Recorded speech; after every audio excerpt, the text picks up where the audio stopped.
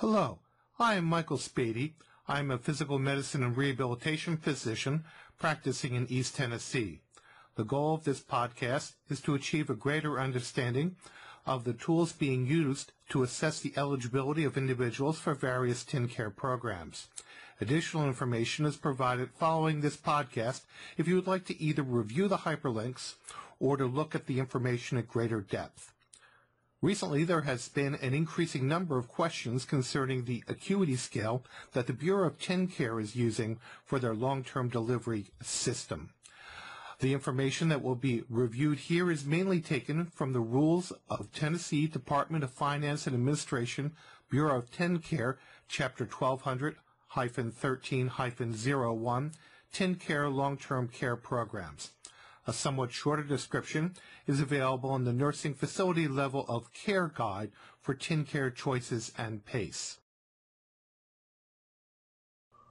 On page 12 of the Nursing Facility Level of Care Guide, you will find the formula for calculating the maximum possible total nursing facility level of care acuity scale, which has a maximum value of 26.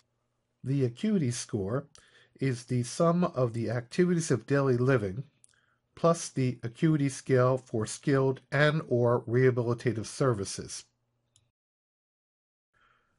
To re-emphasize, the total nursing facility level of care acuity score is equal to the acuity score for activities of daily living or related deficiencies plus the acuity score for skilled and/or rehabilitative services. Let's take a closer look at how the total nursing facility level of care acuity score is calculated. The TennCare Nursing Facility Level of Care Acuity Scale has an attachment A, which has tables which help explain this calculation. Let's first focus on the ADL, or Activities of Daily Living, or Related Deficiencies. The functional measures are grouped at times. Transfer and mobility activities are grouped, as are toileting, incontinence care, and catheter or ostomy care. Also, expressive communication and receptive communication are grouped. Eating, orientation, self-administration of medication, and behavior are separate categories. Weights are assigned to these categories depending upon an individual's ability to perform tasks, or, in the case of behavior, whether or not interventions are required on an always, usually not, or never basis. The weights given to the ADL or related deficiencies are in the table. With respect to non-behavior weighted values, always means the applicant is always independent with the ADL or related activity.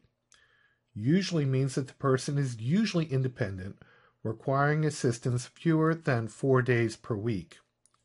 Usually not means that the applicant is usually not independent, requiring assistance 4 or more days per week.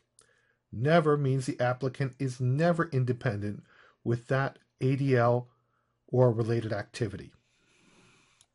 With respect to behavior, the responses are reversed. Always means the applicant always requires intervention for dementia-related behavior. Usually means that the applicant requires intervention for related behaviors 4 or more days per week. Usually not means that the applicant requires intervention for dementia-related behaviors, but fewer than 4 days per week. Never means the applicant does not have dementia-related behaviors that require intervention. Let's now take a look at the acuity score for skilled and/or rehabilitative services. The maximum possible skilled services acuity score is 5. This value is obtained by individuals who are on ventilators.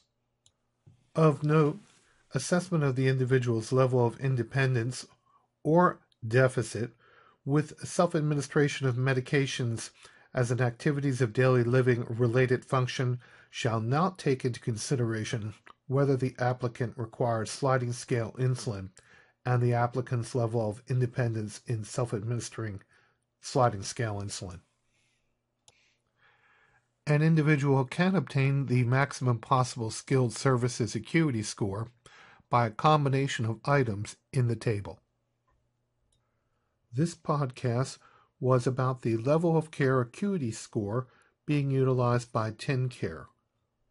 To review, the level of care acuity score is equal to the acuity score for activities of daily living or related deficiencies plus the acuity score for skilled and/or rehabilitative services. The maximum level of care acuity score is 26, with the component maximum acuity score of activities of daily living or related deficiencies having a value of 21, with the acuity score for skilled and/or rehabilitative services having a maximum score of 5. This has been an overview of the calculation, and for further details, please see the Rules of Tennessee Department of Finance and Administration, Bureau of TennCare. For further details, the Nursing Facility Level of Care Guide for TennCare Choices and PACE can also be utilized as a resource.